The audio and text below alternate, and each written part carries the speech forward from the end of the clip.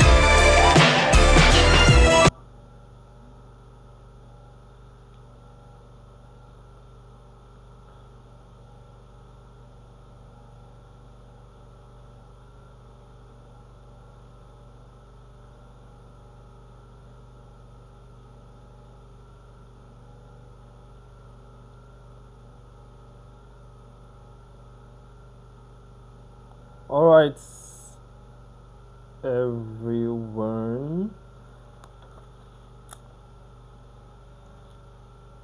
Tonight's episode on the book Think Like an Entrepreneur, Act Like a CEO by Beverly Jones.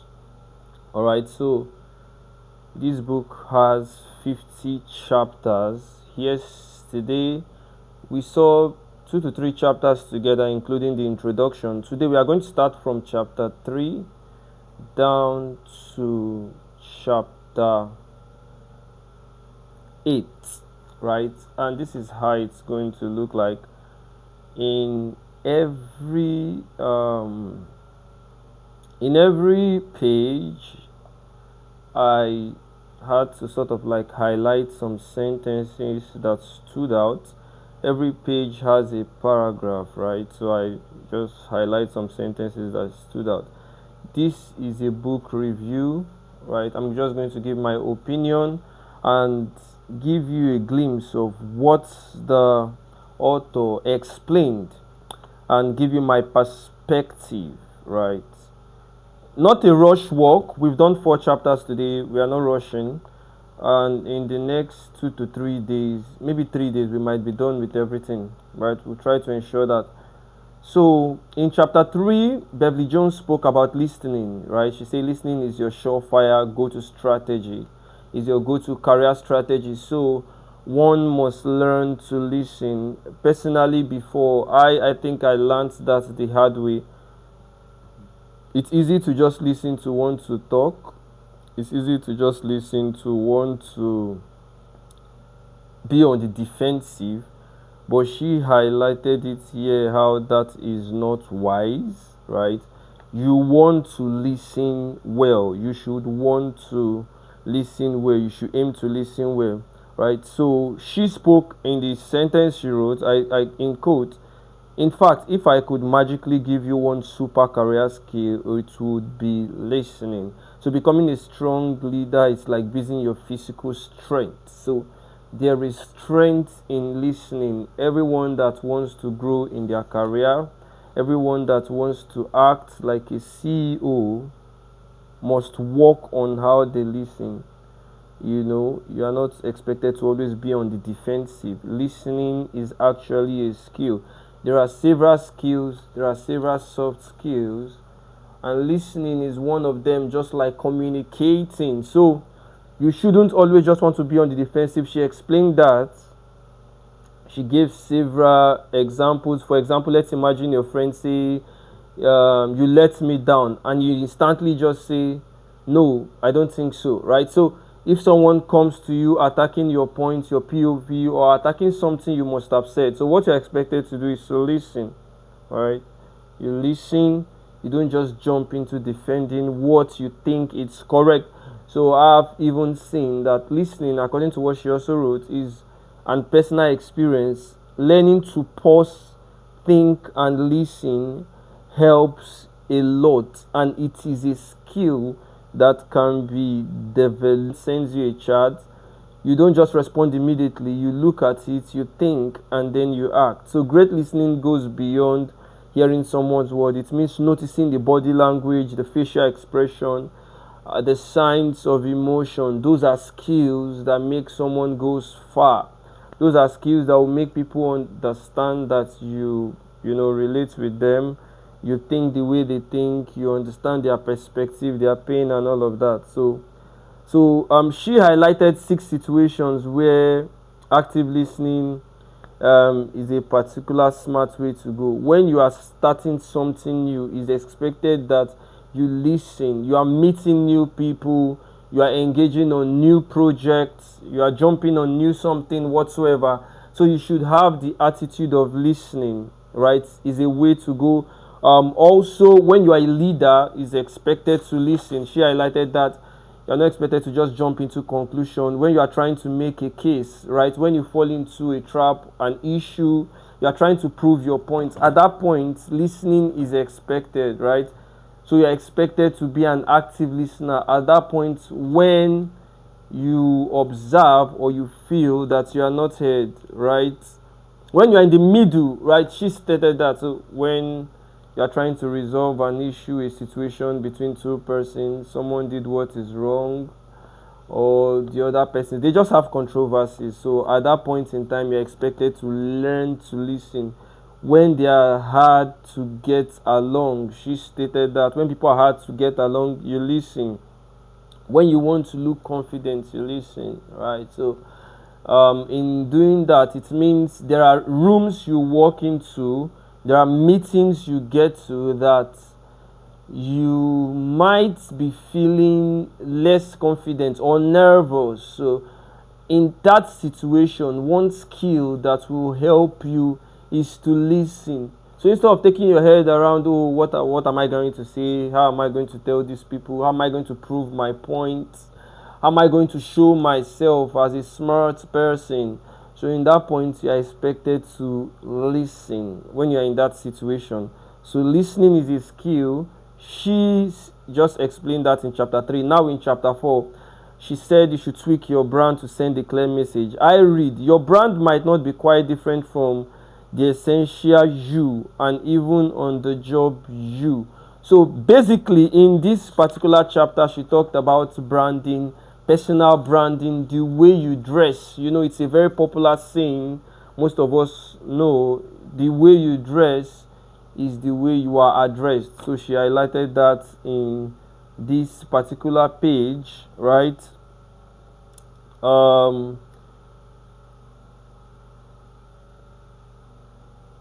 So she also just stated that branding will means how people see you. She gave a story about a girl named Sally. Sally is very smart. Whenever she jumps on a project, her skill is always outstanding. She knows the technical part of her job. But then when it comes to promotion, she is not usually promoted. And what was the reason? Basically, she wasn't dressing well. She was always dressing like a cartoon character, identifying as several things. So she just spoke about branding is how people would see you at first, right? There's a way people see you, the first contact they come with you, the first image they feel, the first image they draft in their head, that is the personal branding. So you're expected to work on it. That's why on some professional platforms like LinkedIn, you're expected to use professional pictures, headshots, and all of that because of perception. That alone is branding. In other words, even if you are a good person and you work hard, there's no guarantee that your brand reflects that, right? There's no guarantee that the way you dress reflects the person you are, who you are. So in this book, she just highlighted how was Sally able to manage this situation where she wasn't respected, she wasn't promoted. She basically managed her appearance. She built her expertise to ensure that she lets it shine, right? Of course, the appearance is very key. The way she started appearing, it helped them to promote her over time. She ensured she show up as a leader in every situation. So even if you really do not know what to do, that attitude of trying to even pretend as a leader, dressing as a leader, there's what it does. So at the end of the day, she was assigned to a key project to lead it just because of branding. So she spoke, you should try these strategies to manage your brand, research your current brand. It could mean your current role, what you do. Do a research, look for people that stand out in that, and then try to replicate them. It could be your boss. Who do you want to be like, right?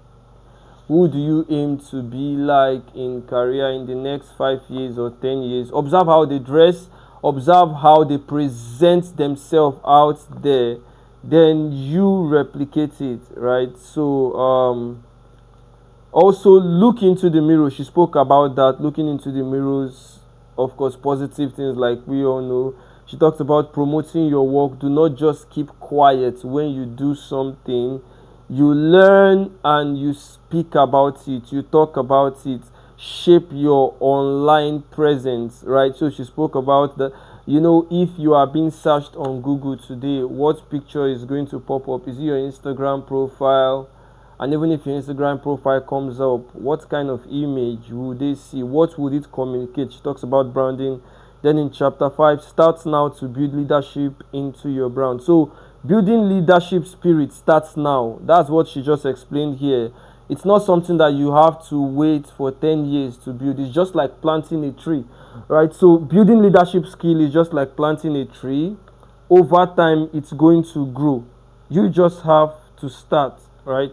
So you just have to start. I read, she stated in this page, it starts in small ways. You look like a leader anytime you spot a problem, you create a plan to solve it, and then you execute it. Yeah, so these are the things that makes one stand out. So how to make leadership part of your brand? You should definitely create a vision, the vision of a leader. How does a leader behave? How does a leader look like? How does a leader dress? How does a leader how does a leader address situations? So you basically create that vision of leadership and then expand your vision list, like she said in this chapter, chapter 5. That is definitely the book. So just to remind you, think like an entrepreneur, act like a CEO. These are ways to act like a CEO. You start now to build leadership in your brand. You do not wait. So whatsoever is going to make you look like a leader, of course there's wrong perception of faking it to you making it, but something like that, but something that's just making you appear like a leader, talk like a leader, act like a leader, you're expected to engage in that. So after making your vision list, you study that list. Who would you like to be like in any organization? Who do you feel, even in your organization, who do you like to be like in years to come? Observe how they dress, observe how they behave, and just start behaving that way. And then in chapter 6, she said, power up by tweaking your personal style. If somebody tell you that if you work hard and do a great job, it won't matter what you wear to work, that is actually a lie. So what you wear matters. I know those days there are several statements about how Mark Zuckerberg dresses. He doesn't have to dress well. He doesn't have to put on the best attire. He will just put on a simple shirt and all of that. But here she's saying actually that is a lie. When growing, it matters, right? Power up by tweaking your personal style. So chapter 6 is somehow like chapter 5, right? I read in this page, she said, having a tasteful look doesn't require lots of money, of course. Talking about a lady called Libby, how she was advising young girls that they can dress well. Alright, so she just spoke about how to know the best way to dress. Observe younger people, observe people around you, right? And it's still basically about dressing and how you present yourself. Then in chapter 7, she said, talk back to the voice in your head. So this is very peculiar. There are usually voices that could come up in your head to advise you astray, to tell you, oh, this. There are just some voices. That's what she emphasized here. So maybe before you apply for a project or before you engage on a task that seems threatening, there would be some sort of voice that have been coming over time. Maybe a voice that says there are better people, there is someone actually better than you in this. So observe that voice and kill it. Yeah, so that's what she explained in chapter 7. Observe the voice, identify the voice when it always comes, and then work towards killing that voice. Then chapter 8, which is the final chapter for tonight's session, we have just 6 minutes to go. Do you know people who have so much self-discipline? Of course, she says, how do other people get self-discipline? She spoke about discipline, which is something that is going to help in growth.